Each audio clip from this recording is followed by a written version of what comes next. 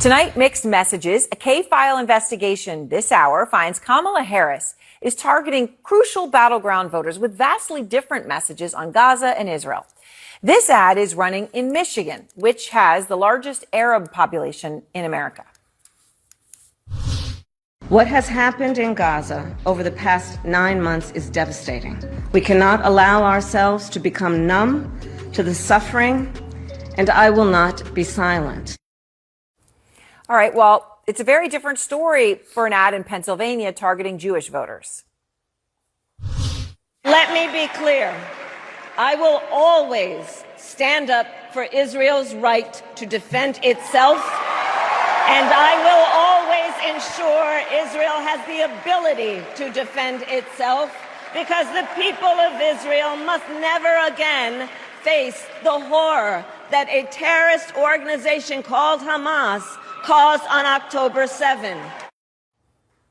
Different message. Andrew Kaczynski is out front now. So, Andrew, those obviously do sound starkly different, to say the least.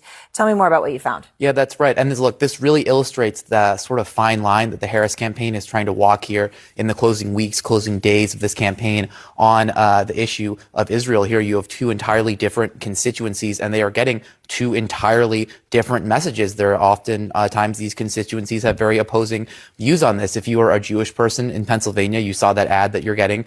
You are getting that ad that talks about how strong she is in Israel. If you're a Muslim voter in Michigan, you are getting that ad on Facebook that's talking about how she won't be silent on the issue of Gaza. Now, what's really interesting here is that ad that we just played, the one that's going to Jewish voters in Pennsylvania. Now, it sort of sounds like those two clips of her talking about Israel are together, but they actually cut part of it out. Take a listen to what they cut. What has happened in Gaza over the past 10 months is devastating. President Biden and I are working to end this war such that Israel is secure, the hostages are released, the suffering in Gaza ends, and the Palestinian people can realize their right to dignity, security, freedom, and self-determination. And you've seen, too, that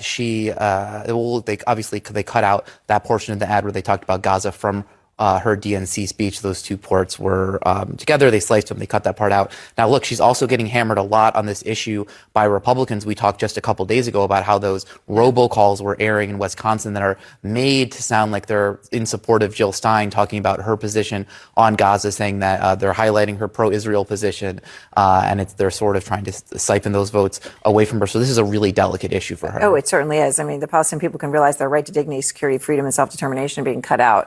It's important to notice that. All right. Now, you also have